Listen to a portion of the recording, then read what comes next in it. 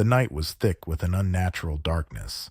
As Jake pulled into the gravel parking lot of the seemingly deserted 24-hour diner, the flickering neon sign proclaimed Moonlight Diner, its letters casting eerie shadows across the deserted highway. Despite the emptiness of the surrounding landscape, Jake felt a chill crawl down his spine as he approached the entrance. Pushing the creaking door open, he was met with a blast of warm air and the scent of stale coffee.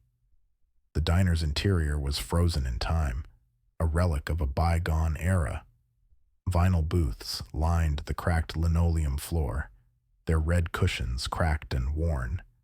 The chrome-trimmed counter displayed a scattering of half-empty salt shakers, ketchup bottles, and chipped mugs. The sole occupant of the diner, a disheveled waitress with tired eyes, shuffled over to Jake. Her name tag read, Mabel. "Sit anywhere you like, hun. We're always open," she muttered, her voice barely audible above the distant howl of the wind.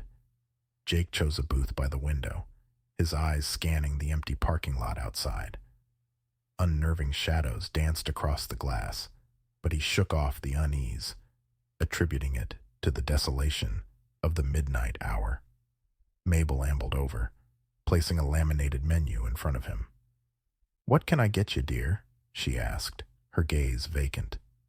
Jake ordered a coffee, black, and a slice of pie, attempting to shake off the sense of isolation that seemed to settle over the diner like a heavy fog. As he sipped his coffee, Jake became aware of a low hum, a sound that seemed to emanate from the very walls of the diner. The rhythmic buzzing seemed to pulse with a malevolent energy, vibrating through his bones. He glanced around, but the other booths remained empty, the shadows in the corners undisturbed. Mabel returned with his pie, her movements slow and deliberate. The flickering fluorescent lights cast an eerie glow on her pallid face, making her appear almost spectral. Jake hesitated, his fork suspended in midair, as he caught sight of something outside the window. In the parking lot, a figure emerged from the darkness, its movements erratic and disjointed.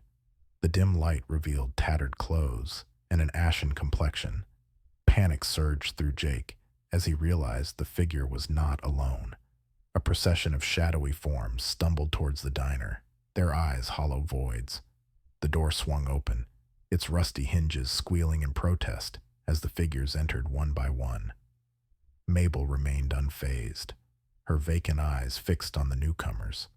The low hum intensified, vibrating through the air like a malevolent chant. The atmosphere in the diner shifted, becoming oppressive and suffocating. Desperation clawed at Jake as he attempted to make sense of the surreal scene unfolding before him. The figures, devoid of expression, shuffled towards the booths.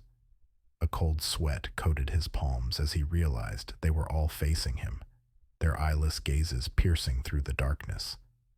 The hum reached a deafening crescendo, drowning out the feeble attempts of Jake to speak. The air itself seemed to pulse with a sinister energy as the figures closed in. Panic set in, his breaths coming in shallow gasps. Just as the oppressive force threatened to consume him, Mabel's voice cut through the cacophony. "It's closing time, dear. Time to leave." The figures retreated, their lifeless forms dissipating into the shadows. The hum subsided, and the diner returned to its stagnant state.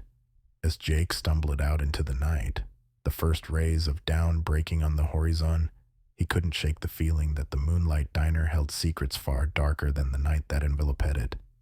The twisted reality of that desolate place lingered in his mind, a haunting reminder that some mysteries are best left undiscovered.